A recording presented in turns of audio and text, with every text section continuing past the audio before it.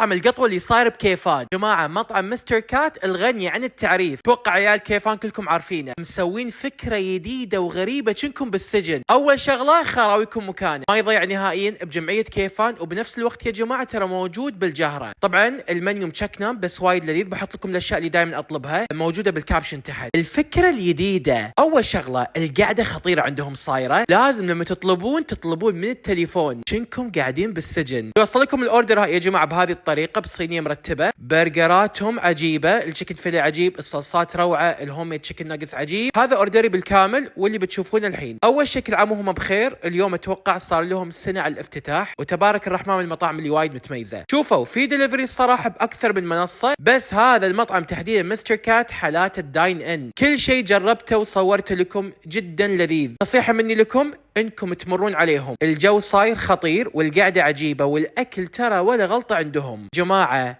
هذا مطعم القطوة.